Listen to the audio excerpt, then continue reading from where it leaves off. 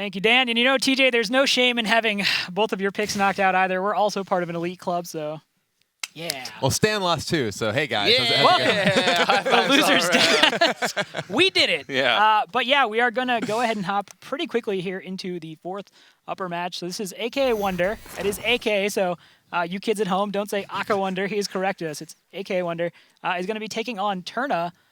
So AKAWonder is a player, obviously SK Gaming, reasonably well known. Most recent victory at the ESL Legendary Series at IEM Katowice. Brian, much more you can tell us about AKAWonder? Well, he has probably my favorite lineup that's actually left in the tournament here. He is just a disciple of Cthulhu, because those 3 decks that are remaining are Cthulhu. He has Cthulhu Druid, Cthulhu Rito Warlock, and Cthulhu Warrior in his lineup. So I'm excited to see these in action. Yeah, I'm also a big fan of these decks. You know, I saw some players on Twitter who aren't necessarily excited about the fact that someone running Cthulhu decks has made it to, you know, this point in the tournament. But you know what? I'm excited. Brian, you're excited. TJ, are you excited? Nah. Meh. No, I'm just kidding. Yeah, I'm incredibly excited. Yeah, same. The Cthulhu is a card that a lot of people had high hopes for coming into Whispers of the Old Gods. Maybe because it was free, but also because they thought, you know, the effect would be just super powerful. And it sort of fell on its face a little bit. You know, a lot of players realized, well, regular Control Warrior seems to do better than Cthulhu Control Warrior. Ramp Druid just seems to do better than Cthulhu Druid. And then people realized, well, N'Zoth Reno Warlock or Combo Reno Warlock seems to do better than Cthulhu Reno Warlock. So I'm really happy to see at least one player sort of showcase the potential, the maximum potential of Cthulhu decks, and that player is AKAWonder, so I'm looking forward to it. Right, and the second player in this is Turna, and he's a player who's certainly not a household name by any stretch of the imagination. TJ, can you give us any more information about him? Not really. I mean, he's a player that's really flown under the radar. He's a player that's completely unknown. We can go by his deck list, but his deck list, he just pretty much has standard stuff. He has the decks that a lot of people thought would be the strongest coming in. Yeah, I think this is a matchup between, you know, a more unusual lineup between AKAWonder that, you know, Cthulhu lineup against kind of the standard lineup, the conventional lineup that we've seen in this field. It is the mid-range / tempo warrior there, as well as the mid-range shaman and then N'Zoth Paladin that will be available for Turna. Yeah. Right, so obviously AKAWonder has made it this far, and he's played through a lot of opponents to get to this point, so he has run into, at some point, the more standard and conventional lineup for this tournament. Where do you guys place him in terms of, like, is he favored against those lineups, or is it kind of more even? TJ, what do you think? Well, AKAWonder is a player who grinds through opens. He's a player that's always playing through these qualifiers, through these open tournaments to try and make it to these big lands. And the event that he recently won, you know, Legendary Series event at IEM Katowice, was just one giant open qualifier. It was just one giant open tournament where ESL basically just, you know, flew the people that won the qualifier out to Katowice. So this is sort of his home, playing in a giant field of lots of players with when you submit their deck list, unknown decks. Of course, they know them now. And so he's a player that, you know, sort of makes his living off of winning these open things. So I think he's got a good shot. I mean, I have to imagine that if he came here with this lineup, that there's a reason. You know, that he came here prepared with these Cthulhu decks specifically against the sort of standard conventional lineups that he might expect in the field. So while we haven't seen other Cthulhu decks, it could just be because no one else figured out what he did. Yeah. Right, going to be a great series here, and we are going to go ahead and hop right into Game 1, and I'm going to leave you guys to it, so have a good cast. Well, it will be AKAWonder on the bottom of the screen with the Cthulhu Warrior deck against Turna on the top, who's playing that tempo / mid-range style of warrior. Yeah, and this is one of the tougher matchups for the mid-range warrior. I'm going to call it mid-range warrior. That's the name that I like, but everyone else refers to it as tempo warrior, so I feel the need to sort of throw that into to help delineate it in terms of a way that people can understand. I think I put mid-range as the label for all decks that just play like the class's strongest cards. It's like a strong warrior. Okay, strong warrior it doesn't roll off the tongue as well as mid-range warrior. He does have Kor'kron Elite that can attack quickly. That's kind of a tempo thing, right? Wow, I think you're onto something here. But yeah, they really struggle against this matchup because of the sheer amount of life gain and removal. Brawl is a big tool as well. A Brawl in the mid game can make it a little bit difficult. You don't trade into minions very much early, so you have to rely on your own spells and your own Ravaging Ghouls to damage your minions in order to draw a lot of cards. So I'm speaking about regular Control Warrior. Right. I don't have too much experience with mid-range Warrior versus Cthulhu Control. Who does, really? Yeah, that's very true, very true. The Cthulhu Control Warrior deck is not one that has been particularly popular. Many of the Control Warrior decks are kind of just reminiscent of what we have seen in the past with Shield Block, Shield Slam, Justicar, and sort of the big legendaries, maybe Elise as finishers. Yeah. But the Cthulhu deck, it plays a little bit of a different game. Previously, the Control Warrior decks leaned pretty heavily on Shield Maiden. Yeah. But with that gone, with Goblin vs. Gnomes no longer in Standard, Ancient Shield Bearer sort of steps up to the plate for that huge burst of armor gain late in the game. Yeah, and the more control style of Cthulhu decks, basically the Warrior and the Warlock, basically just use enough Cthulhu activators to make these super impactful cards like Ancient Shield Bearers and the Twin Emperors. Just to activate those. You'll see usually like only one Beckon of Evil, especially in Reno Warlock, because it sort of defeats the purpose if you don't. And maybe like one of the Cthulhu's Chosen. Things like that just to get there. It's not like you're going for a 30-30 Cthulhu to try and OTK your opponent. You're just going for a big minion in the late game that also activates some of these strong creatures in the mid game. Yeah, the real power of these decks isn't necessarily Cthulhu itself. It's primarily just how powerful Ancient Shield Bearer is, how powerful Twin Emperors are, and the tool that you're playing, the Cthulhu's Chosen, as we see AKAWonder just pick up, as well as Beckoner of Evil and such, just to actually leverage those powerful enabled cards. Yeah. So the win condition for the mid-range Warrior in this matchup is a little bit weird because it's hard to have a board stick. You have to sort of make a big push at once.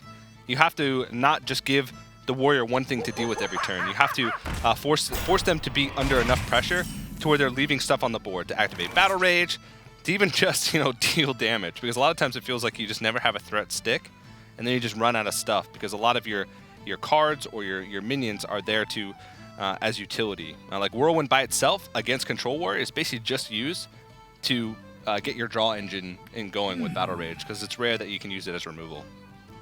Yeah, the Cthulhu's Chosen from AKAWonder probably looks a little bit appealing here, but he recognizes that there are effects that you mentioned, just like Whirlwind and Ravaging Ghoul, that can easily take care of the Divine Shield. So I think AKAWonder may be debating possibly playing Acolyte of Pain along with Blood to Ichor this turn, but he is going to go with just playing on curve, drops the Cthulhu's Chosen. The Cthulhu up to 10/10, so that Ancient Shield Bearer already active when he does have 7 mana. Yeah. I thought I'd be seeing a lot more of Cthulhu coming into this, but I'm kind of excited to see. And not just how big it's going to get, because, that's sort of this thing. Oh, I'm so excited to see how big Cthulhu is going to get. I'm just excited to see this type of deck, something different. Yeah, we've seen largely the same styles of lineups for the most part. There's been a couple of core decks we've seen a lot of, obviously Shaman, Warlock, whether Zoo or Reno Lock, generally not Cthulhu Reno Lock, as well as Rogue. Those have been kind of the most popular decks that we've really seen. And AKAWonder, he has a lineup that has almost none of those. Yeah. He has N'Zoth Paladin, which got banned in this matchup. So all of the decks we're going to see from him are decks we have not seen yet this weekend. Yeah. So Turna here, he's just trying to figure out how to remove this without while preserving his board in the best way possible. And this is just the clean way. Ravaging Ghoul plus attack into an axe develops a threat and also clears the minion off the board. Well, there's the Disciple of Cthulhu, AKAWonder himself. He does have ability to clear a couple of these off if he wants. He can Blood to Ichor and then use Disciple, which can kill either of the 3 health minions on the board. He has Shield Slam as well, or the possibility of just Acolyte of Pain and Blood to Ichor to draw a card. This definitely, I think, is a more appealing play. It does, let him dig a little bit farther into his deck. I've never seen Disciple of Cthulhu without a hat, and I've never seen AKAWonder without a hat. Coincidence? I mean, this is the first time I've ever seen both of them in the same place. So. I know. A little bit weird if you ask me. Yeah, there's that Blood to Ichor used. One of my favorite cards released in the set.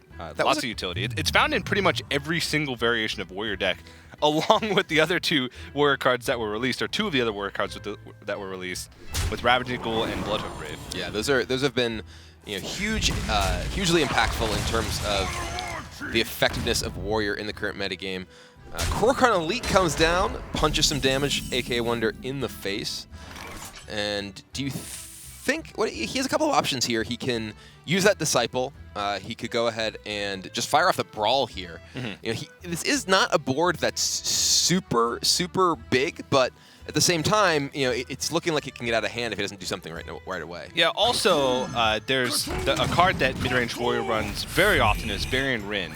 And if you don't have a Brawl in order to deal with the board that often comes from Varian Rin, unless they completely whiff and draw 3 spells, then a lot of times you're in a poor spot. So usually when you're playing the Control Warrior match against Midrange Warrior, if you have other removal besides Brawl to deal with the board, it's often best to use it unless your opponent doesn't run Varian Rin, or they've already played it, or you're confident that you'll be able to deal with it. Yeah, so we're at kind of an impasse here. Turna definitely still with the initiative. The Disciple taking out the Monkey leaves the body in play, which is actually still kind of threatening here. You know, it can kill the Ghoul, but that Ghoul is going to go ahead and kill itself into the Acolyte. And then another Ghoul comes down, taking out the Disciple and giving Turna some armor.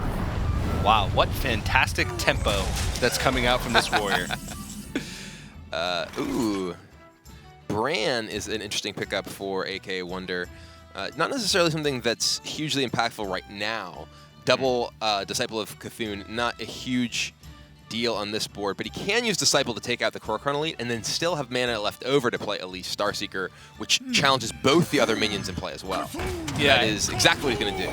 And Bran Bronzebeard is also incredibly impactful with another card that AKAWonder has in his hand, and that's the Ancient Shield Bearer. Oh, yeah. I remember a moment that you experienced a few weeks ago where you're playing against sort of the priest equivalent of Cthulhu, where you had two games in a row where Bran Bronzebeard and what's the card for priest? Oh, I forget. Twilight something. Yeah, it heals you for 20. Yeah, well, it heals you for 10, but if you have Bran, it heals you for 20. My opponent was, in both instances, down to single-digit life against my Hunter deck. Perhaps this is why Rexxar is, you know, the only class, I think, that's actually not represented in any of the matches we're going to be playing today. Because everybody was afraid of Ancient Shield Bearer. That must be it, yeah, clearly. Plus Bran Bronzebeard. Well, it's hard in this world of Armor Smiths and Ancient Shield Bearers and Forbidden Healings for Rexxar to really get the job done. Yeah. You sort of have to have a board, pressure your opponent, and then even after they heal, have a board, which is not something that Hunters usually do. It's tough. It's a hard life out there for a Hunter. So Armor Smith does take out the Disciple of Cthulhu. Turna sends the Ravaging Ghoul to the face. Now Elise does threaten to take out the Ravaging Ghoul. Turna may be debating whether he wants to use Blood to Ichor or Execute. Ooh, Doomcaller. Whoa, okay. Well, interestingly, Doomcaller, you know, while it's not going to shuffle Cthulhu back in, this is just a big body that he can play this turn. Needs to be worrying a little bit about his life total, though. But here we go, 7-9. Cthulhu's getting even bigger. Yeah, and it buffs Cthulhu also, and like you mentioned, it's a big minion. A lot of players will say, "Oh, you need that to bring back your Cthulhu." Well, Doomcaller's secondary effect, which is to, you know, bring back Cthulhu if it's dead, is mostly for those super control matchups. It's sort of to give you an extra win condition, sort of on top of Elise Starseeker. But like you mentioned, otherwise it's just really a strong body by itself, and it also does have sort of that effect where it buffs Cthulhu, even if it's not shuffling it back. What now? Well, AKAWonder does not have Cthulhu yet, but Turna does not know that. And you know, with Cthulhu getting really big, it's threatening to potentially wipe out Turna's board if it does come down. Yeah. And I think AKAWonder is holding on to Bran, Ancient Shield Bearer, but he might find himself in a situation, if a big minion is played, where he'll have to use the Ancient Shield Bearer in order to get enough armor to shield slam, say, a Ragnaros. Well, Whirlwind will clear out Elise. I think we're going to see Coin Ragnaros, speaking of big minions. Well, and then here's a great hit for Turna if he is able to get the Doomcaller here. Goes face, still not too bad. Does put AKAWonder down to just 9 life. But I think we may see Shield Bearer. Yeah. And, you know, this is a situation you find yourself really often with Midrange Warrior, where you do put a lot of pressure on, but he also didn't, he just kept drawing into threats. He never drew into sort of that cycle. He never drew into a Battle Rage to reload his hand, so he's starting to run out of stuff. And AKAWonder, even though this is pretty close for turn, he's got 4 damage on the board, he does have a way to enrage Grom with Blood to Ichor.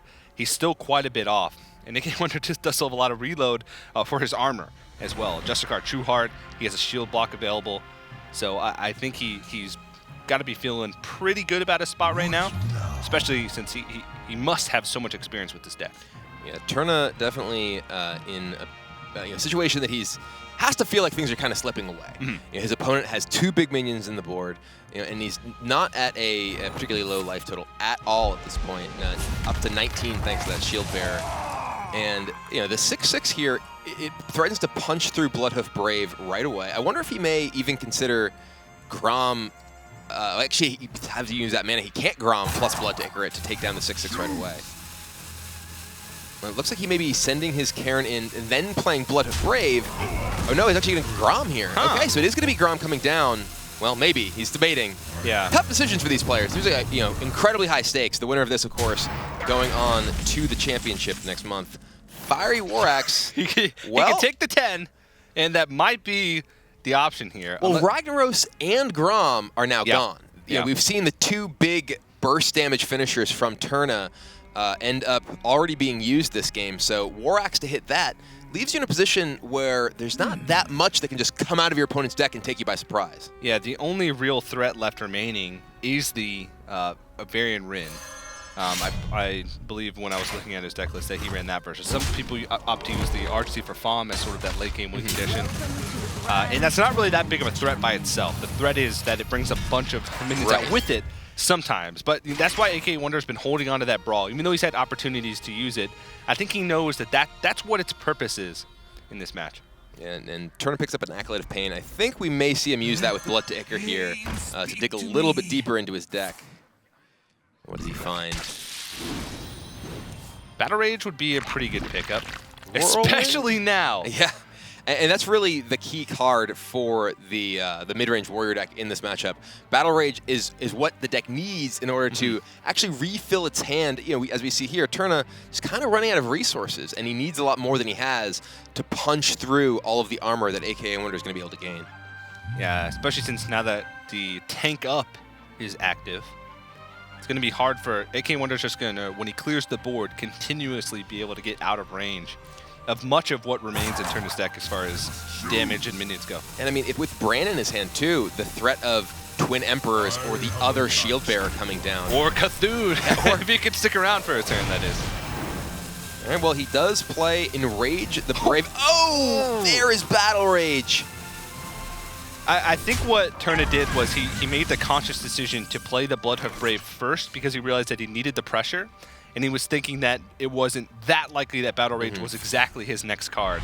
If he had known that Battle Rage was his next card, he would have 100% used the Whirlwind first. And here the Brawl, this is pretty big. If the Brave wins, then AKAWonder cannot clear. But if anything but the Brave wins, he can remove it. Yep, he's going to be able to take out that Acolyte, which turns off so much of the power of that Battle Rage that Turna just drew. So that was a huge moment there. Turna finds his way to reload, but now he has no minions in play to activate it. He can only cycle it for 1 card. And with Gore Howl and Bran Bronzebeard plus the second Ancient Shield Bearer, I don't see there's many ways for Turna to get through that much armor gain. Yeah, I mean, AKAWonder now up to 21 with the ability to gain 20 armor next turn with Bran Shield Bearer. And then, as you mentioned, the Gore Howl, which, especially with all that armor gain, he can just use to chip away at any minion that Turna can play. I think AKAWonder has really turned the corner now. Yeah. And with single-digit health in true Control Warrior fashion, just how I like to see it. But don't count Turna out yet. There is some swing turns that can happen. He did use the Brawl, so if Varian Rin does come out of Turna's deck, that could be a big swing in this game as well. Yeah, if it pulls out like a Fierce Monkey, a Frothing Berserker, and like a Corcoran Elite, all of a sudden you have a really scary board that's going to deal immediate damage plus lots of continuous damage. Might be his opportunity, but it's looking more and more unlikely as these turns progress. Well, Gore Howl does come down for AKAWonder, chops up the Frothing Berserker, and then just tanks back up, kills the minion, and just gains more armor than he lost killing it. Yeah. Well, matches up pretty nicely against most of these minions by themselves against the mid-range warrior. Blood to Icar. No targets for that Ore Slam. Turna cannot play any cards in his hand. And I think next turn, AKAWonder is going to go back up to above 30 health. He's gonna, to 40 health. He's going to go to 40 next turn and present, two serious threats on the board. Yeah. And this is really, the back-breaking turn. It was already looking really bad. Now this may just be insurmountable for Turna at this point. And we get to see the battle cry twice. Cthulhu just peeks out. Yeah. Hey, how you doing? I'm above 10. Nope, still here. Still here. Still above 10. Well, this will turn on the slams in Turna's hand, so he can go digging. I wonder what he'll find. I mean, not enough things to win the game. I'd imagine. I mean, he can slam here, do a little bit of damage, cycle through. He could maybe find Korkan Elite to just kill this. Acolyte, he can dig a little bit further, but there's not much he can find that really can do much against AKAWonder's position. No, I mean, he's used a lot of his minions that pose much of a threat. Yeah, Grom is gone. Rag is gone. Cairn. As we were saying, the only real big threat left in his deck is that Varian Rin. And at this point, what can it hit that's even all that threatening? There's a Gorehowl on the opposing side of the board, too. Yeah. And 10 cards left for AKAWonder. Yeah, not to mention, he's at 40. Yeah. Not to mention, effectively, as soon as Cthulhu comes out, it feels like it's going to be game over. I think Turna actually has one Execute left in the deck. Maybe even both, if I'm thinking back. Oh, he does find Battle Rage. Able to pick up a couple of extra cards, but maybe too little too late at this point. Yeah. He's able to take out Brand, so Cthulhu isn't instantly lethal. There's the second Brawl for AKAWonder. Gonna go ahead and map. See? Fireworks. That's a... One of the few draws that doesn't really do much here. He can't cycle Slam without killing his own minion, or rather targeting his own minion. So probably just going to see him chop away with the Gorehowl on the Slime here. Yeah, the thing is, AKAWonder, even though he's not drawing into sort of draws of consequence at the moment, he has so much time is what the big deal is here. Leaving up his the opponent's Slime does potentially make Brawl marginally better against a Varian Rin, because it leaves up a small minion. The Slime is not threatening his board, and also it leaves him with a bigger Gorehowl, which can attack into Blood of Brave. If he had attacked, Gorehowl go to 5. And the difference between 5 and 6 is, can my Gorehowl kill Blood of Brave or not? So very heads-up play there from AKAWonder. Yeah, really smart, realizing that these minions on the board right now aren't that threatening. Yeah, the only thing that matters is, okay, maybe he plays a Brave. That's suddenly something which I can't kill with Gorehowl. That Slime, yeah, sure, I could get some value, kill it, but it's not a threat. What now? Yeah, and we'll see how Turna feels here with what he can load up on the board. If he's just going to take it slow, throw out one thing at a time, try and protect the minions that he does have, or if he's going to feel desperate and just try and unload his hand right now and make a push to get through this, 44 health. It's going to take him a while, so he is going to send in the Slime and his face with this axe. Takes down the Shield Bearer, and we see AKAWonder hovering over that Brawl. Very likely he chooses to play it next turn. Ooh. Yeah, he can picks up a Sylvanas though. That may change things. Yeah, he can Brawl and kill whatever comes out of it. So Sylvanas, yeah, it's great, but there's not even anything that you can trade Sylvanas into to steal. And now Turna doesn't even have many cards left in his deck. That stack is looking really slim, so even if Variant comes out, he might not even pull Just much. fatigues himself. Yeah, it fatigues him. He is running very, very low on cards. And against 46 health, gaining 4 a turn, he's actually puts himself immediately into fatigue if he plays Varian Rin. Malkarok off the top of his deck. Yeah. Turna with just the 2 cards left, one of those being Varian. It may actually, just even if he does play it, not be enough to actually win the game before fatigue takes him down. Yeah. There's Malkarok, which is a decent-sized threat, but Gorehowl matches up so perfectly against both of these cards. And there's the Monkey as well, so if AKAWonder wants, he can just play Sylvanas, take out Malkarok, or the Frothing Berserker. Gonna go ahead and save the Monkey. He wants to just play this, the purely reactive way. Yeah. And execute. That means the last card. All right, Turna is going to concede. He knows no way out of this one. And AKAWonder will take the first game in this crucial match. Yeah, really impressive stuff, showcasing some of the power of those cards that are exclusive to Cthulhu control. Yeah, he gained so much armor that game. He gained 30 between his 2 shield bearers. Yeah. And at one point in that game, he was at 9. So that armor gain, it was crucial to his victory. Yeah, imagine if that was a 7-drop in normal control warrior, a Baron Geddon. Yeah. Like, what would he have done in that situation to sort of come back? So it's showcasing the power. Really excited to see that. Turna, though, that mid-range warrior deck is incredibly powerful. And that was going up against a matchup that's relatively rough for it. So I can imagine that he might not have too much trouble finding a win against maybe the Cthulhu Druid. I think that will probably be the best matchup for his deck. Yeah. The Cthulhu Druid, or Druid in general, typically tends to struggle against decks that are able to generate multiple sort of mid-sized minions. Yeah. You have Wrath, you have Swipe, you can deal with small things, a board full of tentacles or whatever with Swipe, but 2 big minions, it's like, oh, suddenly this is an issue. Though, with the Cthulhu version, Cloxy Amberweaver, if you're able to get that down early as a 4/10, it can really contest pretty much everything in that warrior deck. Yeah, they do only usually play 1 threat at a time, so they get blown out even more heavily by Execute as some other classes, but definitely true. Maybe we'll see that matchup in the future, but right now we're going to move into game number 2, which is Warlock versus Warlock, and really different styles of Warlock here. Zoo Warlock for Turna, and the Cthulhu Reno Warlock for AKAWonder. Yeah, we've seen Zoo Warlock put up excellent results so far in this event. And here, this is a matchup that we've seen the, at least typical Reno versions of Warlock kind of falter against Zoo. Yeah. A lot of that, I think, compared to previous formats, has to do with the loss of most of the good life gain. You lost Anti-Healbot.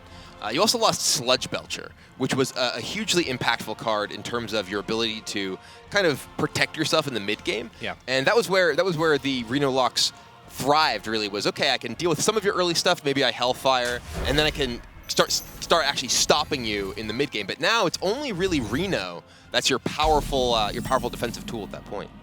Yeah. And you could see Crazed Worshipper, which is put into Cthulhu versions to sort of fill the spot of a Sludge Belcher, sort of a similar card, similar stat line with Taunt. And now Cult Apothecary is the remains of Anti-Killbot, sort of, which is... Well, this is a matchup where that's actually pretty good. Yeah. Cult Apothecary, excellent against a deck that's flooding the board. Not so much against Freeze Mage, though. Not really.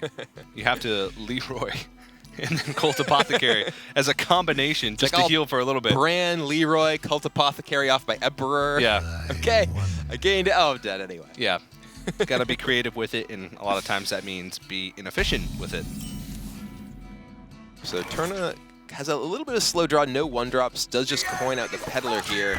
And AKAWonder has that Doomsayer. We have seen a lot of Doomsayers put the stop on aggressive decks this weekend. Yeah, and we look back to even earlier in this tournament, or to DreamHack Austin, and we saw a tech card emerge that helps immensely against decks that run Doomsayer, and that's the Crazed Alchemist. Unfortunately, Turna does not have that, at least in his hand, but that's a card that deals with it so well because it clears it off the board plus develops something of your own. It sort of fit the slot of Ironbeak Owl, which has since been removed for most of these types of decks. It's kind of appropriate that Doomsayer is having, it's kind of day in the sun with Whisper of the Old Gods, which has validated Doomsayer. It's like, no, Doomsayer itself is the one who's validated. Yeah. He just gets to go off all the time. He's not getting silenced. He's like, hey, the end is coming. No, really, it is. Yeah. You can't shut me up this time. I think Blizzard needs to change the name to Delusional Doomsayer because we haven't seen the validated Doomsayer in any competitive decks thus far. Maybe he'll have his time to shine eventually, but not at the moment.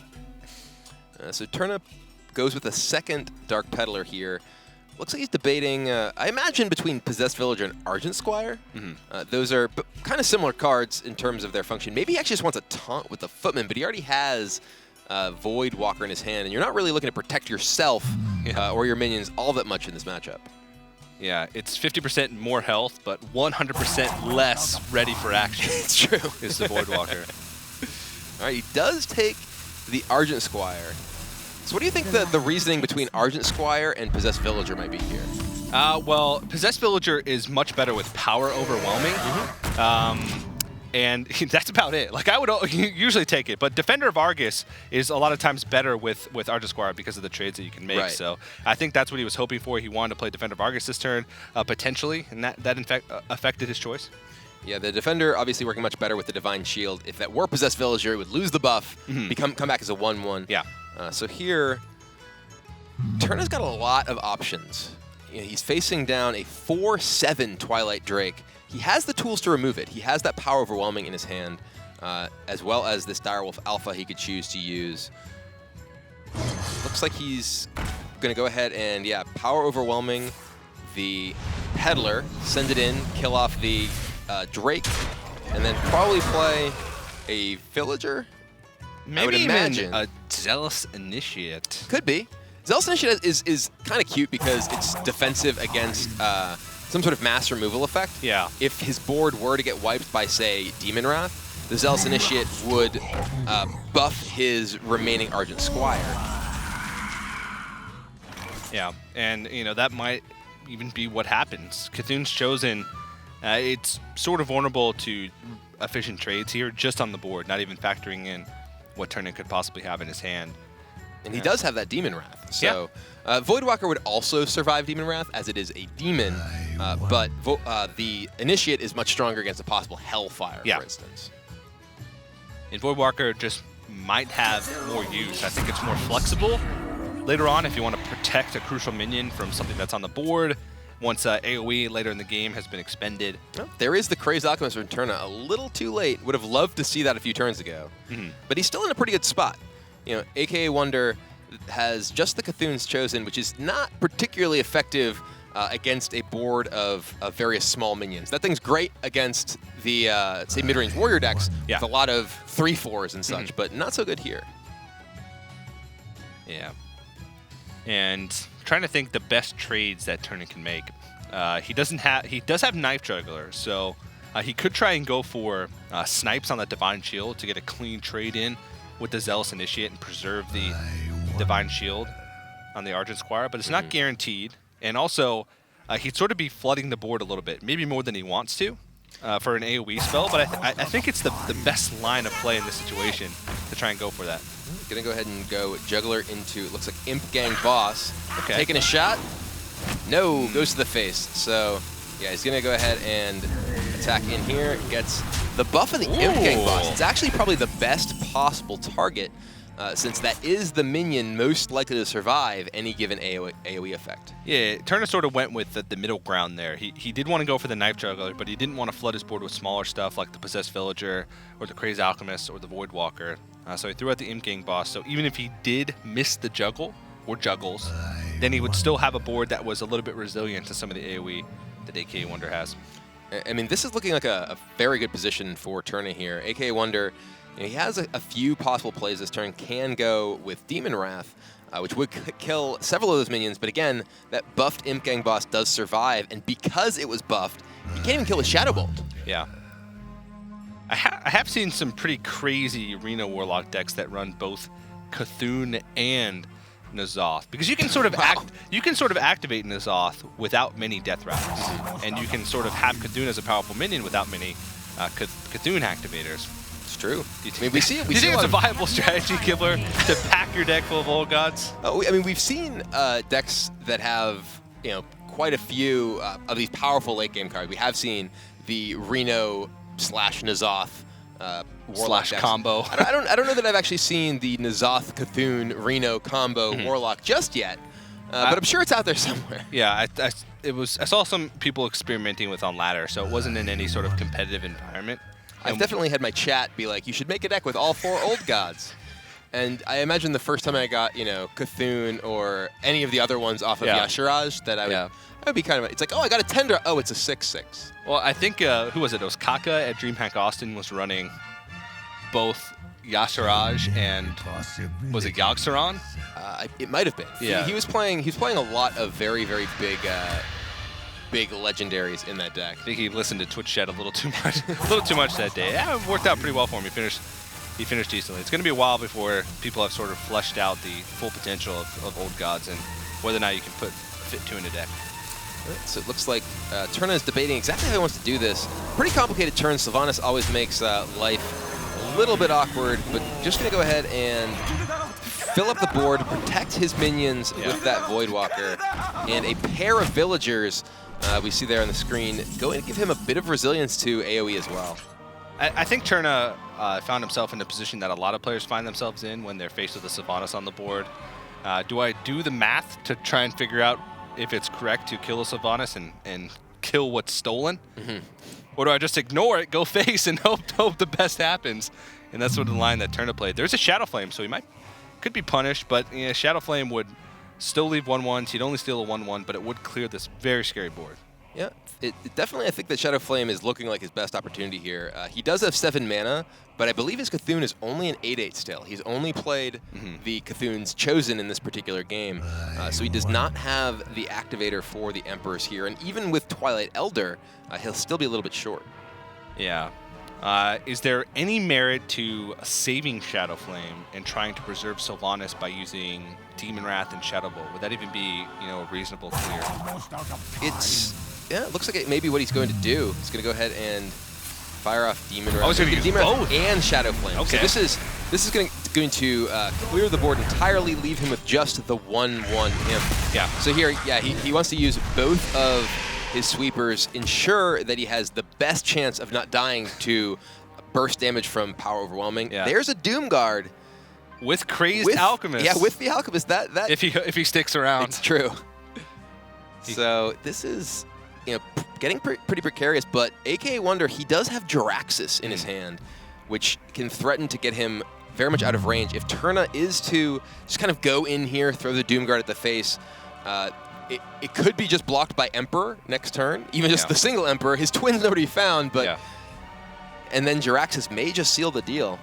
So Turna definitely in a bit of a rough situation here after that board clear. Yeah, thinking back, AKAWonder, even though he did have to expend 2 removals to remove that board, when you're going down to 10 health, having any type of board against a zoo is incredibly scary because all of a sudden you're just 2 burst items away from being dead without anything. So, well, that's not that effective. Well, Turna swaps the 1/1 into a 1/1. This does set up the threat of lethal next turn from Doomguard, though. So he is putting himself in a position where if AKAWonder does not heal or have a taunt, that he does have guaranteed lethal with that Doomguard. So didn't want to risk just throwing the Doomguard away, potentially getting Reno'd, something like that, and losing the cards from his hand as well. Yeah, so AKAWonder was mousing over Twin Emperor. Basically just be a 7-mana Druid of the Claw at this point. Not the best of deals, but when it keeps you alive, it keeps you alive. Yeah, and he is rolling into a Jiraxis turn, which could give him a little more breathing room. So he is going to opt to go for this. He's also, if he's been keeping track, notices that Turna has been holding on to the Sea Giant for a few turns now, and had opportunities to play it, but didn't in the last couple turns with a little bit of extra mana floating around. So he's got to know that that's some type of situational card, whether it's a Doomguard, whether it's a Sea Giant, whether it's a Power Overwhelming. Only one Twin Emp shows up. Encourage was full of bugs back in the day, so it's understandable that the other Emperor didn't spawn here. Very true. Very true. All right, but here, now, Turna, he doesn't quite have the damage to even get through the Twin Emperor here, or rather the solo Emperor here. Yeah. And he could play as Doomguard, but that's throwing the Doomguard into the body and threatening to get that killed as well. It seems like just building up a bigger board here with Boardwalker and Sea Giant would be a better play than trying to break through the Emperor this turn. Yeah, looks like what he's at least debating doing. Because if you throw a Doomguard, you're effectively giving up your hand as well. You'd probably play Voidwalker first. You're throwing away Knife Juggler and Sea Giant. So those are 2 pretty impactful cards, both of them, because Knife Juggler can allow you to fit in a little bit of extra damage when you're really searching for that lethal. And of course, Sea Giant's just a big threat in itself. AKAWonder, he does have Twisting Nether here, though, so he can just clear off this entire board and leave Turna once again grasping to actually build a board presence. And Defender of Argus is actually a pretty key pickup. Reason being is because he's probably pretty close to using Jiraxis. And of course with Jiraxis, you give up that life tap, so you're only drawing 1 card a turn. Defender of Argus buys you so much time, especially in combination with Lord Jiraxis' hero power with the Infernal, because it's so cheap. 2 mana, you can just throw out the Twilight Elder, taunt them both up, and all of a sudden you have a huge wall in a single turn. So And Zoo is a deck that does pretty much exclusively minion-based damage. So if you're able to get a big taunt wall up, it makes it very difficult for them to finish the game. I'm looking like I'm feeling like Twisting Nether is the right call here. It also just has a great animation, so that's reason enough to play it, I think. Yeah, on most basis, I can see that Twisting Nether is the correct play, including aesthetics. Is he just going for Jiraxis here? All right, it will be Jiraxis. So, gonna go ahead and take out the 2 taunt minions with his board. That seems like it puts him in kind of a precarious situation. Only 14 life. Power Overwhelming. Yeah, Power Overwhelming is not. Ooh, no, it is. He can Power Overwhelming his. He would be 1 off lethal. Oh, he would. He'd be 1 off lethal with this Doomguard PO. He can only get into. He can. No, he can. He just has to play the Power Overwhelming on the Sea Giant first, run the Doomguard into the Twin no, you're right. You're right. And then push through 12, for 14. Yeah, no, that's actually exactly lethal. It's just sequencing Power Overwhelming. I was just looking at it. I'm like, does he have it here? But no, you're absolutely right. He can get the full damage there. Yeah, this is going to be. Oh, he doesn't see it. No, all he has to do. He's throwing the Doom.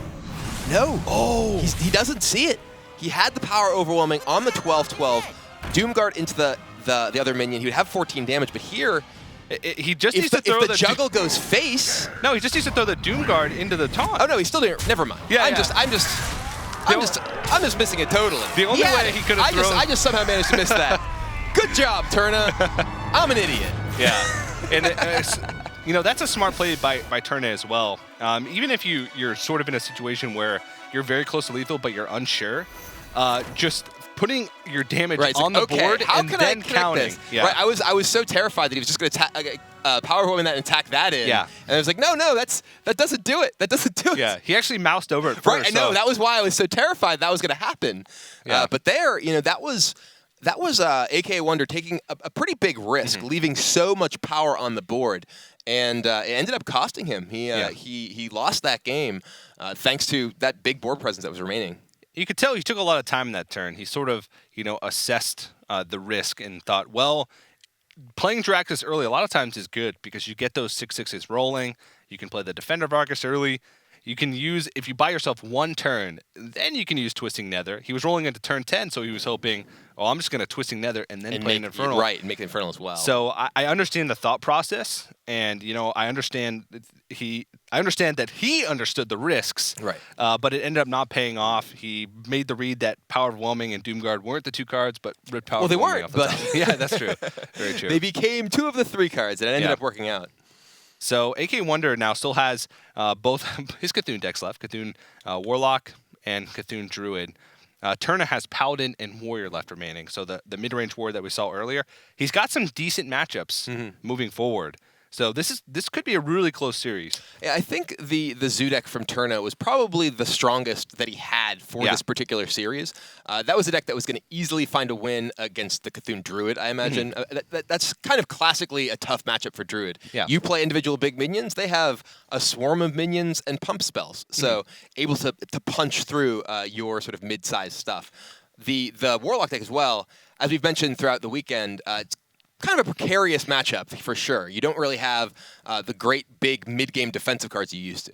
Yeah, that's a great point. So I think that Turna is what he's going to try and do is match up that mid-range warrior against the Druid. And I think that's why a lot of players will say that in Conquest, a lot of it comes down to the matchups that you get individually. So you have to win with all of them. But a lot of it comes down to preparation in that case. Bringing decks that have decent opportunities, trying to predict the field. And Turna is going to throw out the mid-range warrior. He was hoping for Druid, I'm sure. Yeah. But he's going to run into the Reno Cthulhu Warlock, which actually is not too bad of a matchup. The mid-range warrior has decent matchups across the board. It's hard to think of a matchup where you go in and you're like, wow, okay, mid-range warrior doesn't have a chance here. Yeah. So this is a tougher one, but it's still doable. Though this is a pretty bad draw for Turna. He has a handful of reactive cards in a matchup where he is pretty obligated to be the aggressor. So a Whirlwind, 2 Executes, Bloodtaker, and War Axe doesn't allow him to put any pressure on AKAWonder, who's just going to be able to use his life tap, play out his cards here, and really develop his game plan. Yeah, and buff his Cthulhu.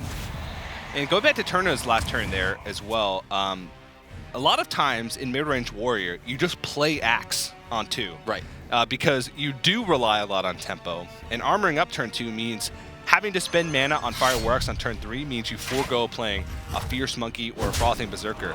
But Turna knows, 1, he doesn't have any of those minions, and 2, he knows that AKAWonder runs an Acidic Swamp Ooze. If he plays out a Fireworks that gets oozed, and that's his only resource in his hand to sort of deal with minions, he knows that he's going to be in a lot of trouble. So really smart play. Now, though, Turna, he has the ability to clear off this Elder, but he just drew a Blood of Brave that would cost all of his mana. He could use either Blood to Ichor or Slam here, and in combination with War Axe on the board, can kill the 3/4.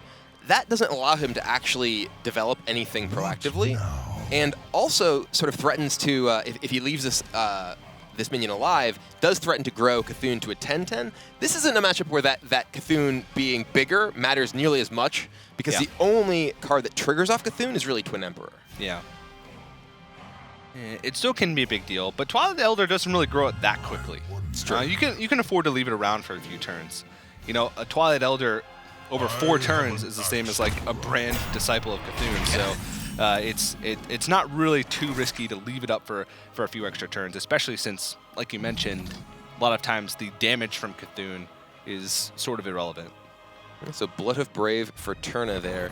AKAWonder, he has a lot of options now, because he can choose to try and remove this Brave before it causes him problems. Because obviously if he leaves it up, Turna can threaten to enrage it with, say, Blood to Ichor or Whirlwind, and then it can easily just attack in and kill his Twilight Elder. He does have Shadow Bolt, which he could use, attack the Elder in Shadow Bolt, but that can't feel particularly good, because you are still leaving your turn with not really efficient mana usage, and Shadow Bolt's a great way to remove Monkey or Berserker as well. Yeah, and he goes with sort of that, I want to call it a rule of thumb, but I don't know if it's that cut and dry.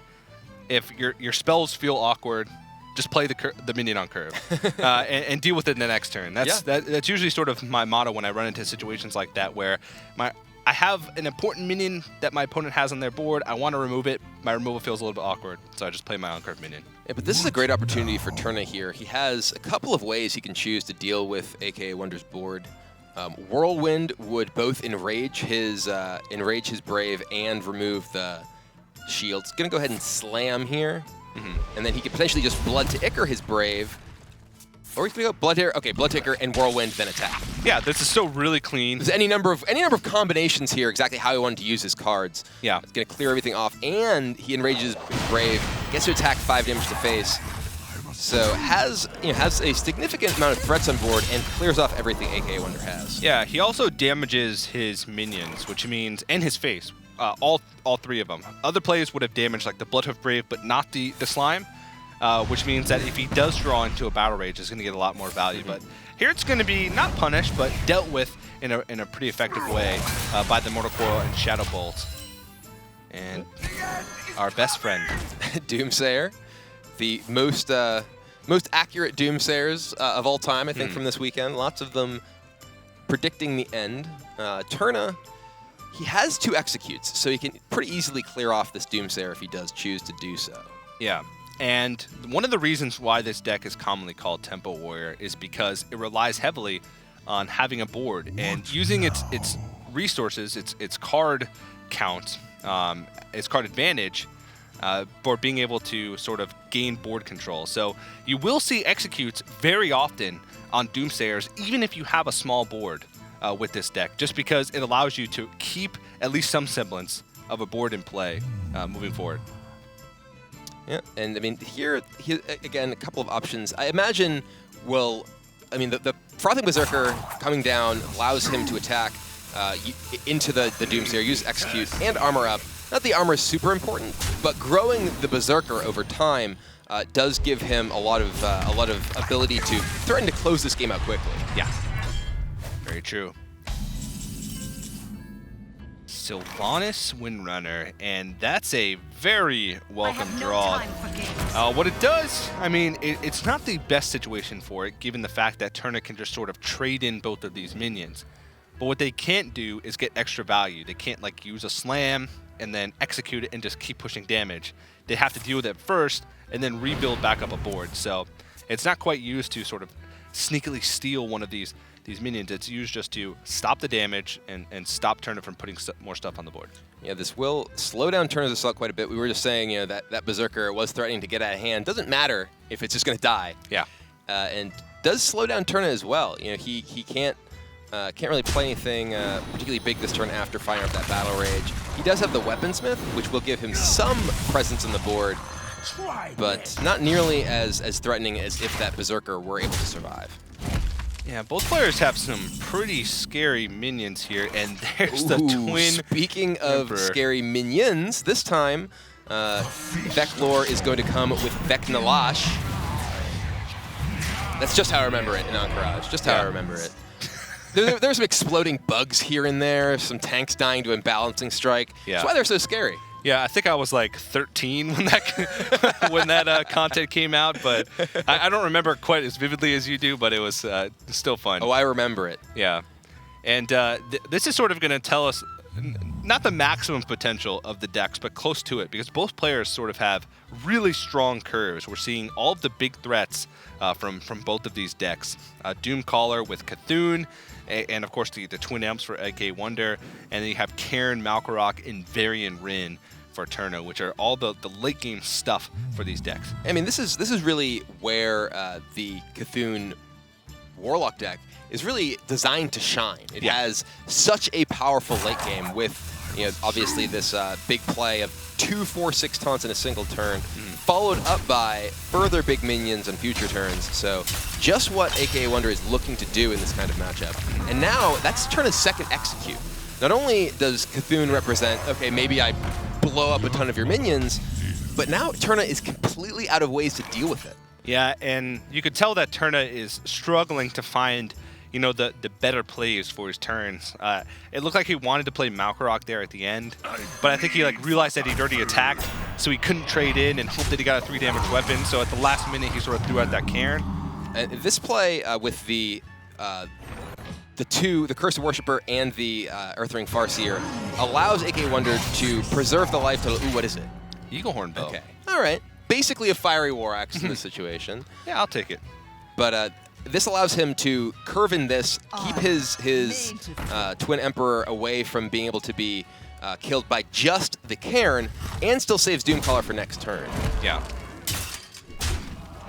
But Turna does have that Varian Rin, which could swing things. Shadow Flame. Yikes. Ooh.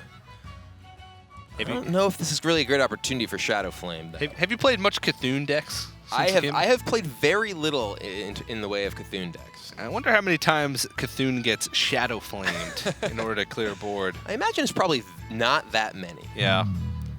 Maybe we'll get to see it this time around, but probably doubtful. Turna, he has a very strong board presence already, and he's threatening to play Varian next turn. Yeah. So this is, while AKAWonder does have a very, very powerful board state, he's certainly by no means in a position where he's really dominant. Though that Shadow Flame with Doomcaller does threaten to wipe the board of everything that Varian can possibly bring down. Or Cthulhu, because that Crazed Worshipper is starting to take some damage. It is taking a beating here. So it's a 15-15, or right now I believe with that last attack, it's going to be even greater once of course Turna clears it off this turn. Probably just one attack. So yeah, so pretty big Cthulhu here. Though Varian Rin can bring a big range of minions itself. If he brings out if you were to Varian and bring out Grom or Rag, those are both actually out of range of the possibility of Shadow Flame on the Doomcaller. Yeah. So 16 Cthulhu, Battle Rage for 3. Gonna pick up a Armorsmith. There's Grom. So Grom, Varian Rin would have pulled the Grom out. Yeah, it would have been Varian into Grom if he did play it that turn. Yeah, but a lot of times you don't know for sure if you're going to find yourself in a situation where you're going to be able to Battle Rage and get a decent amount of cards off it. So I understand why Turna went for that play instead of just slamming down the Varian Rin. Also, just the risk of Shadow Flame or Twisting Nether are very real. Yep. All right, well, Grom will eat the eat the remaining minion, and then it looks like it might very well be Cthulhu time here. We have a 16-point Cthulhu. And right now, there's 9 points of health on the board. He could, hope that he kills the Cairn and then be able to trade into the Bane Bloodhoof once the Cairn dies. So it'd actually be less than a 50% chance that he clears everything off the board. Is it worth it, or does he just go with the clean Shadow Flame and try and clean up with Cthulhu next turn? It's definitely rough because I think he wants to hold Shadow Flame for the threat of Varian. Yeah. I think Varian and Varian into any sort of significant board presence. That's really, he doesn't have access right now to Twisting Nether. He has no way to clear a Varian board barring that Shadow Flame right now. So I think that he's hoping that he can get a good shot with this Cthulhu. And frankly, the Cthulhu is still a 16/16 minion against an opponent who has used all of his copies of Execute. And it will be a full clear. Doomcaller takes out the Bane there, and Cthulhu 16/16 on the board. Varian's gonna come down. He needs to hit Ragnaros, and Ragnaros has to hit Doomcaller, or he's just dead. Oh no, Fierce Monkey. He's got some taunts. Oh, there we Blood go. of Brave. But okay, Croakern Elite, but there's still the Shadow Flame. All of that gets killed by Shadow Flame, and then Cthulhu goes 16 to the face. Oh, first Cult Apothecary even. He can go ahead and gain 8. He can gain 8, clear the board, and attack for 16. Not a bad turn. Not a bad turn.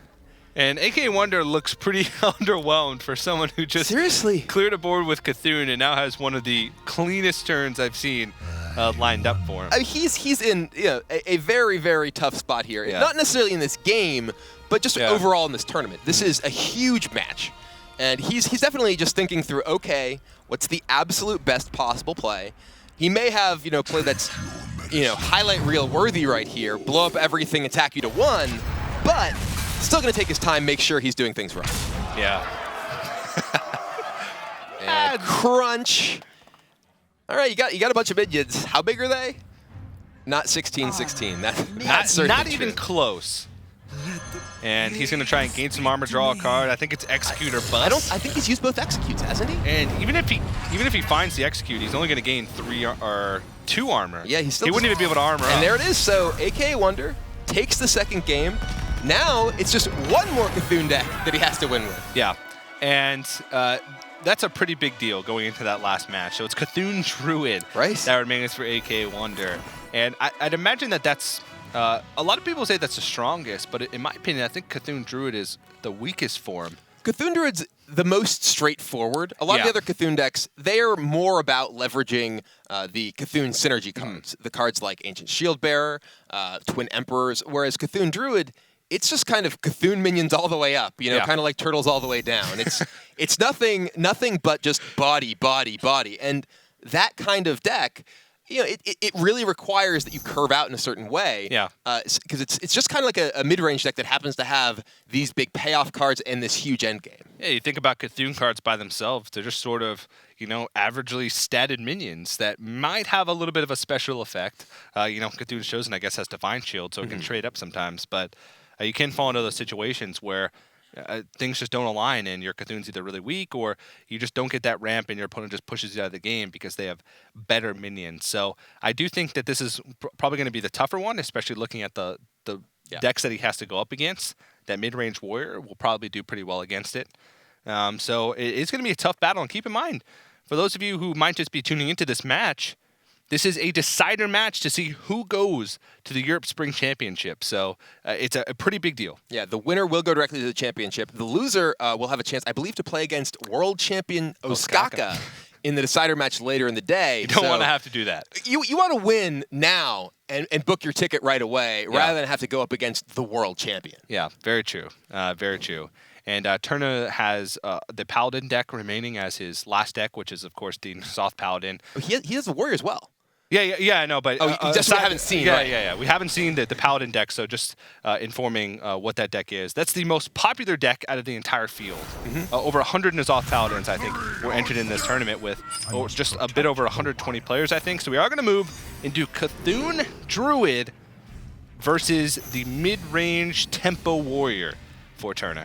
And you see AKAWonder kind of take his face in his hands here. It's got to be a stressful situation. Yes. As you were saying, he may be just one game away, but it's a big game. And he has to, just figure out, okay, what is the best plan going into this one? Yeah. I've been playing in like open tournaments recently and trying to improve my skill in tournaments. And going into an important match with just one game left is that moment where you go into the mulligan screen and you go through every single possibility in your mind of what can happen in that early game.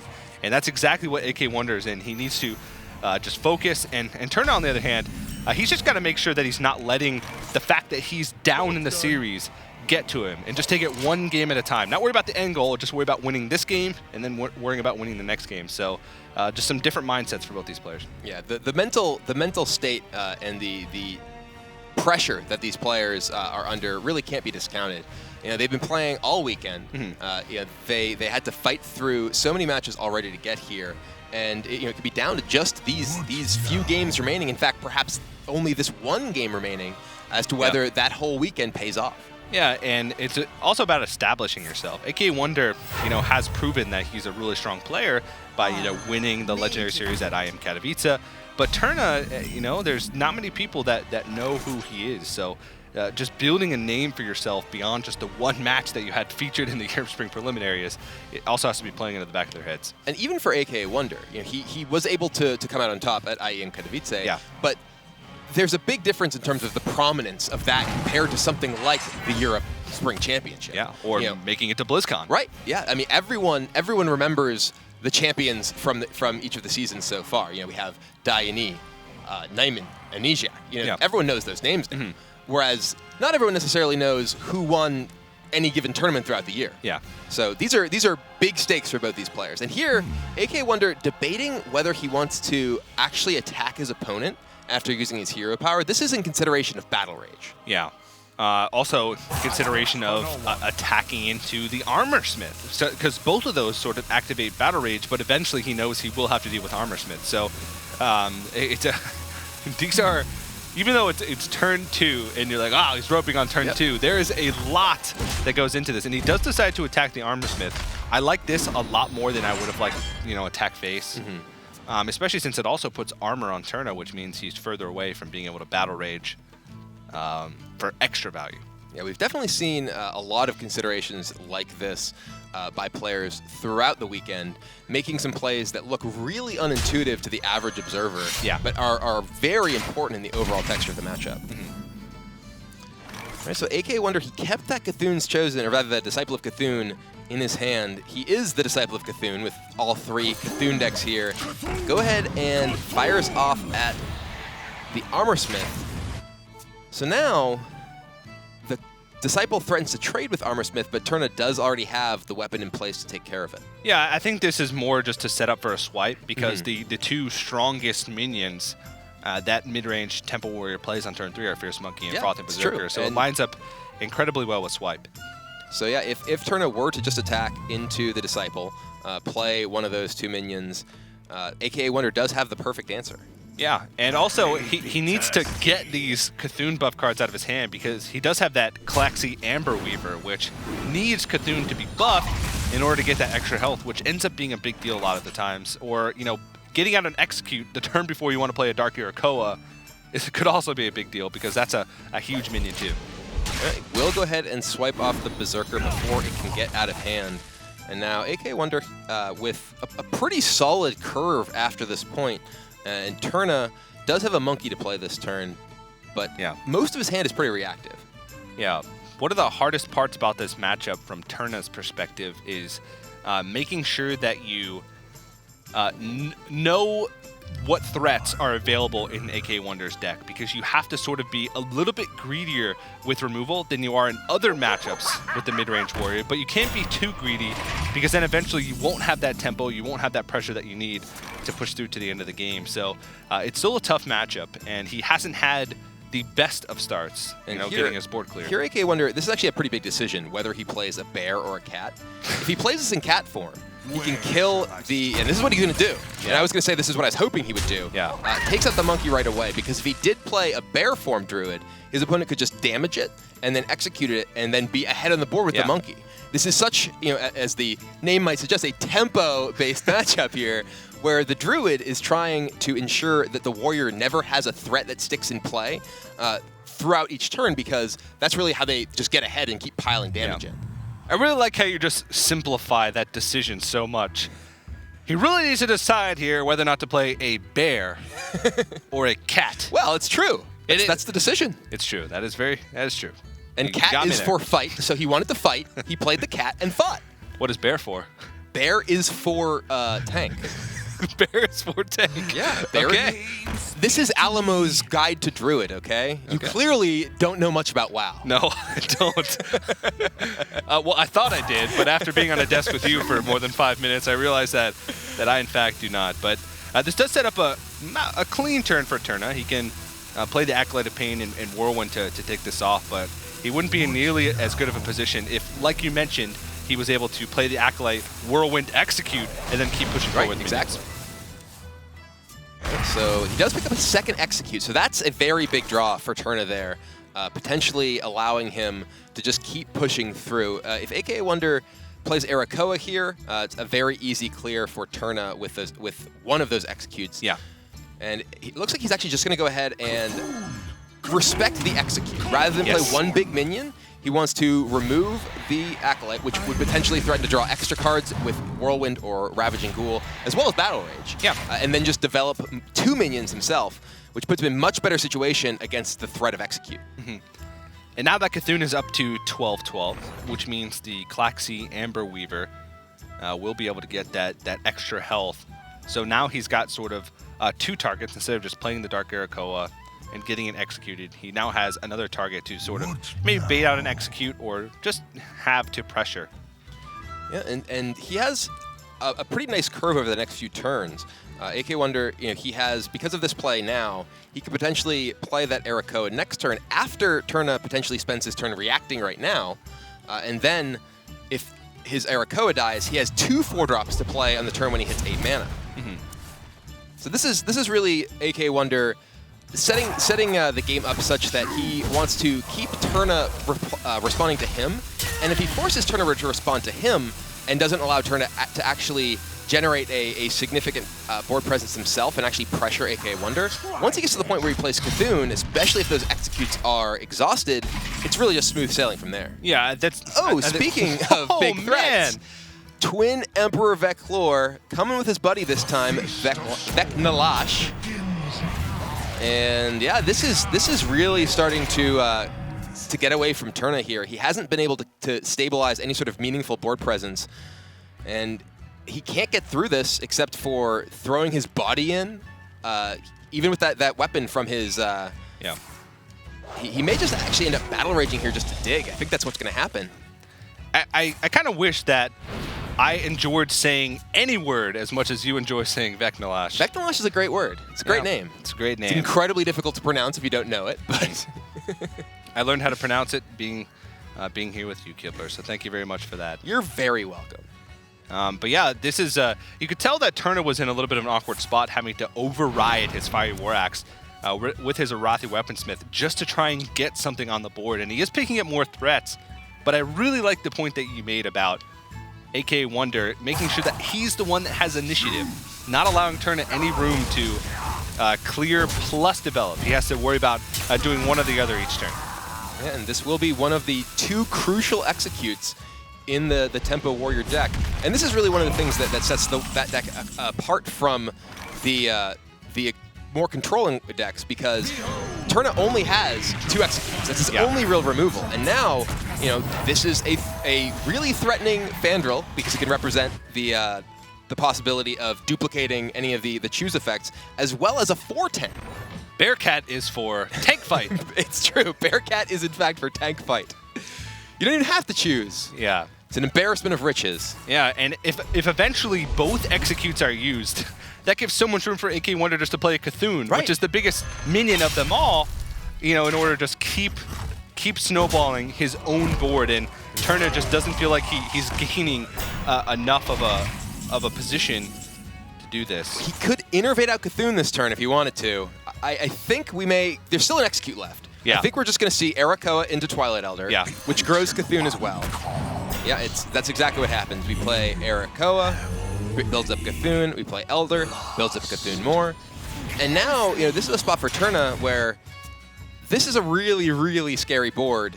You might want to, use your execute, but there's still just Cthulhu waiting in the wings. Yeah, he can make the execute available by using his Fiery War Axe and try and set up a rag to hit the board, which would be relatively strong, even if Cthulhu is played, because it's likely to not get killed by Cthulhu, and it could also potentially take out one of these minions on the board. Say he takes out the Dark AKAWonder and maybe even hits the Bloodhoof Brave into the Claxy Amber Weaver to bring it down to 8 in order to have 2 good targets for Ragnaros. But that's a really risky play. You're not guaranteeing that you clear multiple minions off the board. You're only guaranteeing that you clear 1 minion off the board. And if you miss, it makes so much room for AKAWonder. Looks like he's going for Frothing into Armorsmith into Ravaging Pool. This will make a gigantic Frothing, and I imagine at this point we're going to see the execute. And this is interesting because it is the second execute, but how big is that Frothing Berserker going to get? He actually... Yeah, he's going to go ahead and kill that, and then takes out the Twilight Elder. All right, so Cthulhu is currently a 16-16. So he could trade in. I think that would be the best play to attack first. Attack, hero power attack, or and then innervate Cthulhu. Yes. He can clear off the... he doesn't necessarily have to hero power an attack. Yeah, he can just attack in to ensure that there's only that damage on there. And then he could potentially use his hero power to finish something off. But it's 16 points of damage. Is he going to go ahead and play it first? All right. There's a potential that Frothing Berserker could live. If Frothing lives here, this could actually just be too big for Cthulhu to deal with. All right, it would be 11 hits onto the board if everything is cleared except the Frothing Berserker, and it started at 8. So it would be a 19 damage Frothing Berserker. Okay, he clears it off. Frothing is Don't gone. have to worry about those possibilities. All right, well... This is the slowest Cthulhu I've ever seen in my entire life. Now, this ends up being kind of awkward because he didn't attack in first, so he is going to go ahead and innervate hero power here, and he can clear off one of these remaining minions, perhaps? Yeah. And now Turna has no executes. And there's a 16-16 in play. Yeah. He does, however, have Varian Ring, so this is still interesting. What's going to come off? The armies of Stormwind. They have arrived. Well, they will in a moment. I was trying to be all dramatic here, and then he's slow. Yeah. He's like, this is my only real play, but oh wait. Okay, here it comes. And the armies of Stormwind. Oh, Grom. That's a really good one. And Cairn. Oh, wow, that's about the best that Turna could have hoped for. The thing is, he can't clear off. No, he can't clear anything. Anything. But if he can survive another turn, then he's in a good spot. So now we got to look at AKAWonder's side. He's got 20 damage. Turna has 27 health. We know that AKAWonder doesn't run like Savage Roar. He does have an Azure Drake. Azure Drake swipe would, still leave him a bit short if he were to get that. So he will have to probably start trading because of the amount of damage that Turna's going to be representing on the board. But Turna might have this with that Varian Rin. Yeah, that Varian was absolutely huge. It got him 14 mana worth of minions on the board immediately. That's the kind of thing that you need to do to catch up to a Cthulhu. Plus however much mana you consider Varian Rin by himself to be. He's 7/7 in addition to the 7/7 body. We got that's another 14. So yeah. All right. Well, Black Knight not really useful here. No taunts on the other side of the board. He's going to have to dig here. Picking up a spell would be big to try and deal with this Grom. Ooh. Amber Weaver.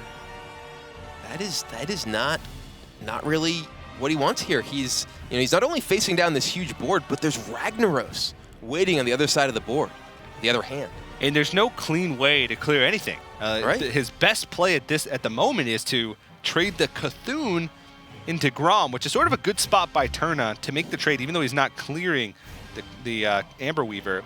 He's still enraging his Grom, which is the big deal to try and set up as much damage on the board as possible. Yeah, he's going to play that Amber Weaver and then take out the Armor Smith. And it's also worth noting that thanks to the Armor Smith that Turna had in play that turn, he gained so much armor that he mitigated so much of the damage Cthulhu could do that he wasn't actually dead in the attack back. Yeah. Whew. So this is crazy. There is a potential lethal Yep. in this situation. He could Blood to Ichor the 4/1 Amber Weaver and then play Rag, and he'd have a 1-in-4 shot of killing his opponent with his minions going face. Probably won't do that. And he'd have other than that, he'd have a 2-in-4 shot of, so one, basically 50%, to kill a minion of consequence. But if he misses the Cthulhu and hits the Claxy Amber Weaver, he's staring at 24 damage on the board, and he's at 29 health with the Astro Trick. So yeah, probably not the best of spots. Yeah. But he can very likely just start value trading here. He got so much value from that Varian. He just clears off the Azure Drake. I have to imagine that Varian's going to go ahead and trade with Cthulhu. Is he not? He's just attacking face? He's still safe. He knows. It's true. He knows that there's no way that AKAWonder can kill. Okay. It's a 16-6. Yeah, it's a 16-6. It's quite a big difference. Yeah, he does trade here. So Ragnaros. That's the only 4-drop I can think of that can survive a Ragnaros hit without Divine Shield. Yeah. And that Black Knight not looking hot in AKAWonder's hand, and suddenly this game was looking so good for him. It's just been turned around. Beckoner of Evil gives Cthulhu +2, but Cthulhu is dead. He has no Doomcaller in this deck. Yeah. He will not be coming back. Still, though, Beckoner of Evil gives +2/+2 wherever Cthulhu is. Yep, it's true. Including the graveyard. So he's going to go ahead. And this is a terrible spot for AKAWonder. He's trying to fight through Ragnaros, the Cairn, and Turna still has cards in hand. He has Malkarak. Yeah. And is at 25 health. So this is really, this isn't lethal here by it could be. It could be. If Korkrot Elite and the Bane go face, we got a 1-in-4. This is probably not going to see that. This is a little safer than the Cthulhu turn, but oh, for a second I thought that was Curse Blade. I saw 2-3 and I thought that was going to be a Curse Blade. I don't know if it even would have mattered at this point. It might not. He could clear off the board and put himself in a situation where there was probably a very slim likelihood that AKAWonder could find enough damage, even taking double. Yeah, he can face tank this. If he wants, he can even Blood to Ichor the Black Knight, attack it with Bane, and then have 4 minions in play against just a 2/3, along with Ragnaros. Yeah. Yep, just gonna clear off and let Ragnaros choose who dies. Will it be Black Knight? Yep, Black Knight goes down. Now AKAWonder with absolutely nothing, just a Twilight Elder to his name. I can see. And we're going to a Game 5. And how fitting. I mean, this is probably one of the most epic series we've seen throughout the entire weekend. And, despite AKAWonder being able to curve out well, play lots of huge, strong minions, and get his Cthulhu off onto a reasonably sized board, the mid-range Temple Warrior is still able to take the win. Yeah, I mean, that Varian Rin was absolutely huge. Yeah. He was, Turna was in a position where he really, really needed a lot of help, and he got about the best he could get. Yeah. Yeah, very true. And so now it's basically going to come down to this last matchup, and it's going to be N'Zoth Paladin taking on Cthulhu Druid. The battle of the old gods. The battle of the old gods. Yeah, we'll see which old god is going to come out on top. I'm not really sure. This is a matchup that I don't have too much experience with, but with a Druid just playing lots of big threats, it feels like with all of the cards that deal well with big threats in the Paladin deck, it's going to be tough for AKAWonder. Yeah, I have to feel like this favors the Paladin because cards like Humility and Aldor Peacekeeper, Equality, Consecration, these are all things that match up just perfectly against the basic game plan of the Druid deck. Yeah, so what a lot of decks do, a lot of the other control decks do against Paladin is wait until they have 30 damage and then use it all in one turn. Can AKAWonder get to a point where his Cthulhu is a 30-30 and the board is clear for him to be able to go for an OTK? A little ambitious. He does have Bran. You just save 2 Innervates to play Bran, Innervate 2020 Cthulhu. Yeah, good enough. Just as effective as Malakos, Frostbolt, Icelands. It works, All right, well, AKAWonder does have pretty reasonable opening. Mire Keeper, the Wild Growth of the Body attached, and Innervate, potentially ramp to it if he so chooses. And then Turna, though, he's got a solid hand himself. Well, that's a bizarre hand from AKAWonder. He's got an Innervate, a Mulch, and a Mire Keeper along with that Rag. Yeah, we've seen all the cards in Turna's hand quite a bit this weekend, but Mire Keeper, Mulch, not so much. Ooh, another Innervate. He's going to Innervate Mire Keeper, I imagine, get his ramp on. It's just hard for me to imagine what AKAWonder is trying to go for here as far as a win condition goes. Yeah, I mean, this particular matchup seems, like we said, to be pretty difficult. You're lining your mid-sized and big minions up against a deck that is literally just designed to beat a bunch of mid-sized and big minions. Yeah. He has to go 2 lines here. He either has to be like really greedy and space out his threats, or he has to pressure early and hope that Turna just doesn't draw into enough of that sort of big minion removal that this deck is chock full of. Yeah, I mean, this isn't like Druid of old that had access to Force of Nature Savage Roar. He has no big burst damage combo outside of Cthulhu itself. So his ability to kind of wait and build up a big board is really sort of neutralized by the threat of Equality plus Pyromancer or Consecration. So, this is definitely a really rough spot for AKAWonder. Yeah, and you could tell sort of a little bit of his demeanor change at the end of the last game. He started to like sit up more in his chair. He's fidgeting a lot more, and shaking his head when he knows that the game isn't going his way. I think he knew that the last game was going to be his best shot at closing out the series, because this one's going to be tough. And now no play this turn. Just going to go ahead and Hero Power, push a little bit of damage in.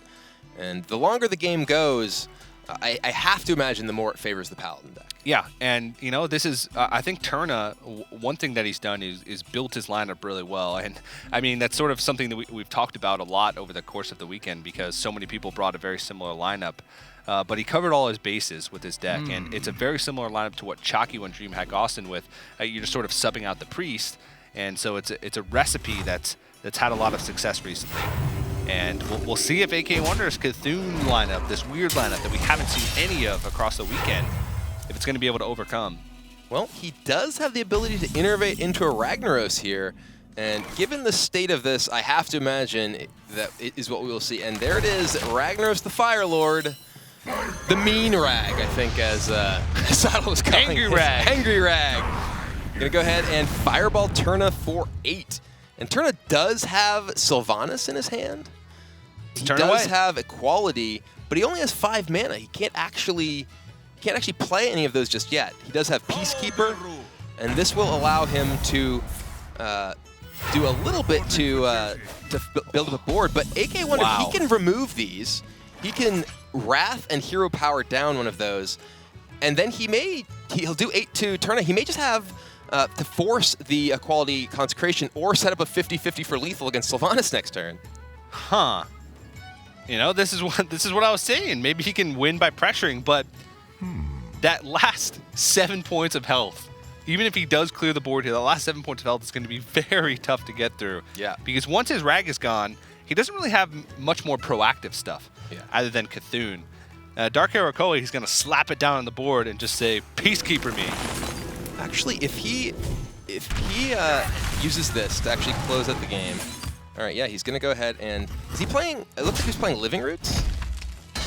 Yeah. He is going to play Living Roots. I'm somewhat surprised to see this Living Roots play, because this is already setting himself up to potentially get beaten by Equality Consecration as Ragnaros. And if he were to save Living Roots, and his opponent did Equality Consecration as Ragnaros, swipe plus Living Roots the next turn would be lethal. Yeah. But Turna, I have to imagine, is going to clear this board. He can't just play Sylvanas, because there's the threat that he just dies to Ragnaros. Yeah.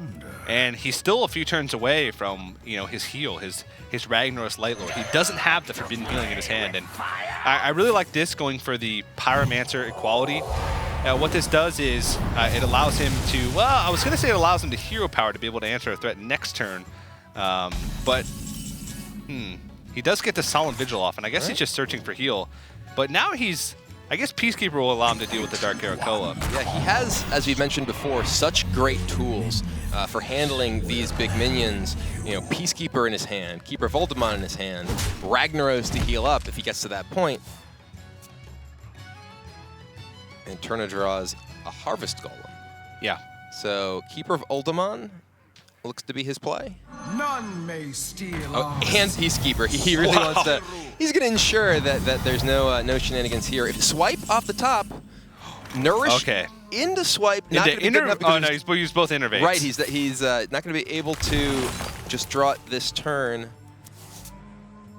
All right. That's not quite going to be good enough to actually close the game here, but he can attack, turn it down to just 5 life. Yeah. This is a close one. But this is the turn that Turna can play the Ragnaros Light Lord, so he could go back up to 13. Ooh, there's a Forbidden Healing as well. Yeah. So Turna, I think, has to evaluate here. Okay, you know, do I want to get the Ragnaros down and ensure that that I have this repeating source of health gain? I can use Forbidden Healing and just burst myself up for 16 right now and get me really far out of range of anything. I think, you know, as we've mentioned many times, these players know each other's decks. Yeah. They know that what they're capable of, and we've already seen. We haven't seen actually any swipes from AKAWonder this game. So if he plays Ragnaros, I think double swipe could actually threaten to kill him, but he knew he didn't die to swipe last turn, so the chance of that happening, very low. Does decide to go with Ragnaros, up to 13. He chooses not to attack there, which is interesting. He wants to, I guess, ensure that he gets more uses for Ragnaros in the future.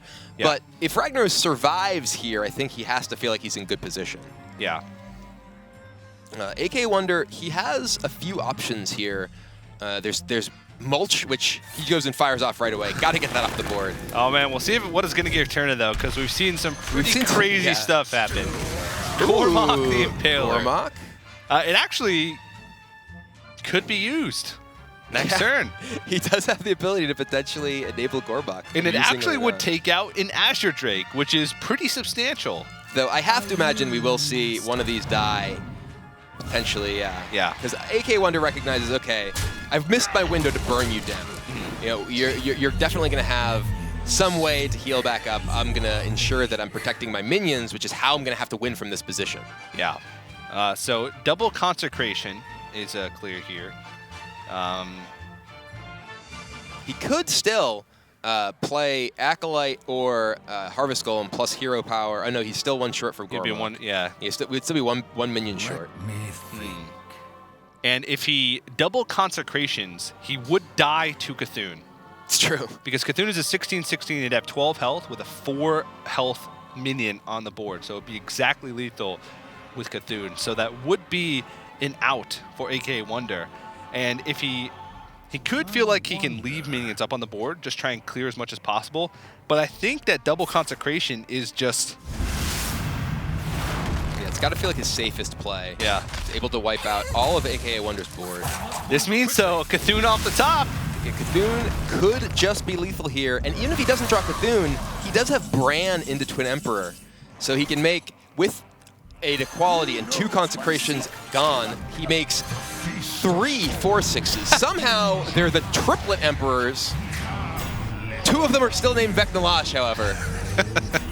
Of course they are. Apparently, Cthulhu is not very creative with naming, you know, his emperors. It's like, you'll be Vecnalash, and so will you. And the thing about applying all that pressure early was AKAWonder actually forced a lot of those removal resources out of Turna. Turna used an Aldor Peacekeeper on a Rag, which is just inconsequential. It doesn't mean anything, right? I'm still going to do 8. He also used an Equality and a Wild Pyromancer on just that board with Ragnaros and a Living Root. So now both Consecrations are gone. 1 Wild Pyromancer gone, 1 Equality's gone. There's not very much removal left in Turna's deck, and he doesn't have any of it in his hand. So at the moment, he has no way to clear the board. He can heal back up, but he's looking at so much damage staring back at him. Yeah, and I mean, both those Consecrations, even if he was able to find his other Equality, he has no enabler for it even. He has no way to actually even really turn it on. It will be Sylvanas into Forbidden Healing, going up to 20. But AKAWonder, he has huge amount of pressure here. 14 damage is what he has available to him on the board. So there's nothing that he could pick up with Wrath that would give him a lethal potential. He will, looks like he's going to cycle the Wrath. Go ahead and Dark AKAWonder, double pumping his Cthulhu. And apparently Cthulhu says that was a mistake, but I don't think so, Cthulhu. I think you're wrong. I think I agree with AKAWonder's play here. Going to push Turna once again. So much damage. And what can Turna even draw right now to sort of get back on this board? Equality wouldn't even allow him to clear. He could Equality Sylvanas attack into one of the taunts. Yeah, the Sylvanas, playing the AKAWonder actually gave Turna a minion he can attack into with Sylvanas to get itself killed. Yeah. So that means that he could potentially attack into that, and maybe if he draws Tyrion, does that give him the ability to actually survive? Yeah, it's really lay on hands. That's not going to be enough. Lay on hands even into lay on hands into Equality. If he lay on hands and draws Equality, then he can attack Sylvanas in, steal one of the other taunts, kill the other one with the other. Oh, we'll see what happens. He does take a Vecnalash. Now, everyone's got a Vecnalash. It's a good deal, I think. Sure. And now he can attack into the last Dark Hero Code to take that off, but there's still a lot of damage being represented. Yeah, but if he does use the lay on hands here, there's no longer the threat of lethal from AKAWonder on his turn because he goes up to 13. And there's only the 10 power on the board. Oh, yeah, he can set up a Gormok. Yeah, Gormok into the Brand and just leave the two twin imps on the board. Yeah, all right. And then he can kill the 5/2. All right, well, this is the Black Knight! Oh! It comes down, takes out the Twin Emperor, and there it is. AKAWonder is moving on to the Europe Spring Championship. And look how pumped he is. Oh, look at him. He is so excited. That's amazing. Look at that emotion. He is so happy. He's just shaking. Yeah. Oh, that's incredible. Yeah, I think it looks like he's in tears as well. Just so passionate. Just a passionate guy as well. You can see that even when he won Legendary Series at Katowice, even when he qualified for it, he's just so emotional of a player and really just completely invested into these matches, and a well-performed match by him. Yeah, that was an amazing match. Yeah, back and forth all the way. Came down to that final draw in the final game. That was incredible.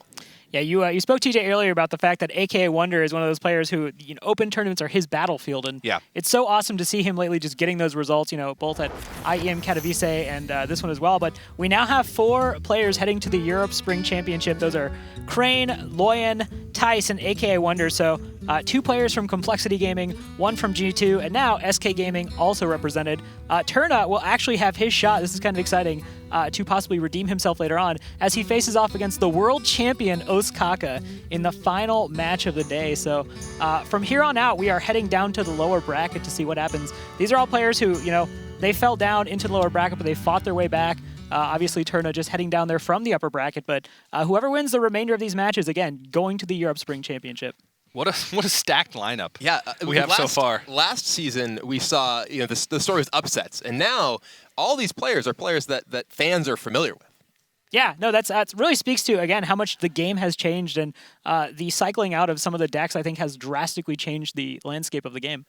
I would definitely agree with that, and it's nice to see some of these players who put in all that time, put in all that work, sort of rewarded. I'm not trying to make the work that all the other players that put in any less of an accomplishment, but it's cool to see these guys that we're a little bit more familiar with move on and making that top 8. It's a good thing for them. Right, we went into this weekend discussing kind of what some of our favorite Old Gods based decks were, and Frank Lepore is vindicated. He said Cthulhu Druid. He's one of those decks people are like, nah, you can't win with that deck. But AKAWonder comes in here, 3 Cthulhu decks, gets the win on all 3, and really shows off just how powerful those archetypes can be. Cards like Black Knight, which for a long time we're kind of out on an island, come back in, obviously responsible for the win. And Frodan is actually standing by, ready to talk, I believe, to AKAWonder. So we're going to go ahead and toss it over to him. That's right. We finish up the winners bracket here at the Europe Spring Preliminaries, and it's time to talk to AKAWonder, who is extremely passionate and happy that he got the one. So talk to me, man. Tell me about your feelings and what's going on through your mind right this very moment. I'm not sure yet what's going on, but I think I did it. I'm in top 8 already, so I'm going to be playing the finals. I'm super happy because everyone knows that I have been playing a lot of majors. I recently won the Katowice one, and I was like, oh, maybe I cannot like keep doing well performance every time, but it seems like I can't stop winning, and I'm super happy. I don't know how to say actually. Well, I mean, it's a lot of emotion coming through you right now. What does the win mean to you specifically? I've been watching you for years now, and you've always been getting close to getting to the biggest stage, but not quite there. But now you're finally over that hump. So does this victory have a lot of personal meaning to you? I think Katowice was like more important for me, for my mindset when I was playing big tournaments. But this one, it confirms myself. It makes me like be more, I don't know, like more comfortable when I'm playing majors, when I'm playing against the best players in Europe in this case. So yeah, it means something. Maybe not more than Katowice, but it means a lot, of course. I know the Spanish community has been really getting behind you as well. You've been streaming some. I've been able to catch a little bit of it. How much does this win count also for the Spanish Hearthstone community? This is 100% for them, because they are always like sending me a lot of energy, and they are like, I don't know, in the Spanish channel, they are like spamming my names, tweeting me with a hashtag. They are super nice with me. I really appreciate that, because it gives me like a lot of energy to be here for a long time, for a lot of hours, like trying to do it. And I don't know. I'm so glad to be in the Spanish community, and I want to send thanks to them. Gracias a todos, os quiero, tío. Un besazo para todo el mundo. Muchas gracias por el hashtag, muchas gracias por todo. Esto va por vosotros. That's all. Si, senor. All right. Well, you had a very interesting lineup as well. You had 3 Cthulhu decks. Now, a lot of people are underestimating Cthulhu, or they just say that they don't think it's the strongest deck. They definitely see that as a viable deck. What inspired you to bring this specific lineup and to be able to qualify with such a unique set of decks? Yeah, I have to say that I couldn't like train a lot, because the expansion just released a few weeks ago. So people, it may be right if they say that it's not there are not the strongest decks, but I found some of them pretty interesting against aggro, against control. Like the Druid. The Druid is just a super powerful deck. People is underestimating the power of Cthulhu Druid just because no one is playing it, but it's so strong. And I don't know, when I made my lineup, I was like, wow, 1 shot and 3 Cthulhu decks in my lineup. That's pretty weird, but yeah, it worked. Yeah, it worked, and that's the most important thing. You got the results, which is really cool, because I think a lot of people weren't expecting that.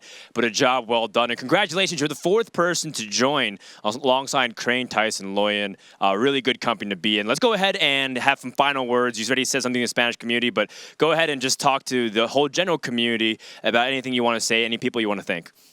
Yeah, thank you, everyone. My team, of course. It's the most important thing in my career. My teammates, also the Spanish community, of course. And thank you, every one of you, for making this possible. I'm super happy to be here, and I'm looking forward to go to the finals. Thank you. Thanks to you, Frodan, and the casters. Just doing our job, man. You're the one that's rocking out on stream. Congratulations, man. We'll see you next month for the Spring Championship.